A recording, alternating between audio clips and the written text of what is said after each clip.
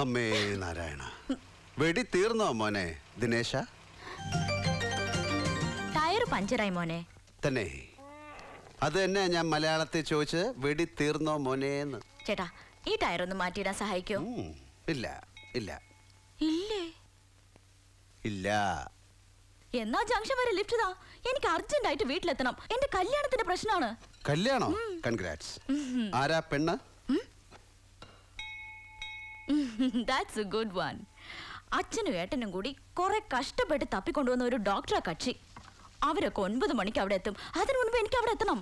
പോയി ഒന്ന് വൃത്തിയായി തേച്ച് കുളിച്ചിട്ട് സാരിയൊക്കെ ഉടുത്തിട്ട് മുല്ലപ്പൂവൊക്കെ വെച്ച് കാപ്പി ട്രേയുമായിട്ട് ഇതാ ഇങ്ങനെ നാണത്തിൽ ഷവർ ബാത്ത് ചെയ്ത് ആ ഇംഗ്ലീഷ് വൈദ്യന്റെ മുമ്പിൽ കൊണ്ടുപോയി കാപ്പി കൊടുത്തിട്ട് കാലിന്റെ തള്ളവരിൽ വെച്ച് 4 വര വരച്ചിട്ട് പിന്നെ ശരീരത്തിന്റെ അനാട്ടമി മനസ്സിലായി കൊടുക്കാൻ ഇങ്ങനെ തിരിഞ്ഞ് മന്ദം മന്ദം ഇങ്ങനെ നടന്നു പോയിട്ട് തീർന്നില്ല.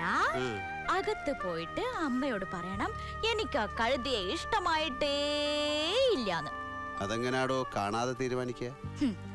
എന്റെ അച്ഛന്റെ ഏട്ടന്റെയും കണ്ടുപിടുത്തല്ലേ. ഞാൻ കെട്ടുന്നെങ്കിൽ അതൊരാണിനെ ആയിരിക്കും. അവനെ ഞാൻ തന്നെ കണ്ടെത്തും. That's a good one. കയറ്, ഞാൻ തന്നെ ഡ്രോപ്പ് ചെയ്യാം. Thank you. എവിടാ തന്റെ വീട്? കാളൂർ മൂപ്പൽ നായരെന്ന് കേട്ടിട്ടുണ്ടോ? കേൾക്കാൻ മൂപ്പൻ എന്താ കച്ചേരിയോ? അപ്പനെന്റെ. ആ, രാമേശന്റെ അനിയത്തിയാ? യെസ്. നമ്മളെ മനസ്സിലായില്ലല്ലോ. ഈ ലൊക്കേലിന് മുമ്പ് കണ്ടിട്ടില്ലല്ലോ. ഇല്ലായിരുന്നു, ഒരു 6 വർഷം. പുറത്തായിരുന്നോ? അകത്തായിരുന്നു, സെൻട്രൽ ജയിലിൽ. അകത്തോട്ട് കേറിയാട്ട്? ഇല്ല, മാഷ് പോയിക്കോ, ഞാൻ പോയിക്കോളാം. കേറാൻ. ഇന്ദു ചൂടൻ. ഇന്ദു ചൂടൻ അതെന്റെ പേരാ. വീട്ടിലമ്മ അച്ചു എന്ന് വിളിക്കും. നാട്ടിലും ചിലര് അച്ചു, അച്ചുവേട്ടാന്നൊക്കെ വിളിക്കും. എന്താ പേര്? ഇന്ദുച്ചു.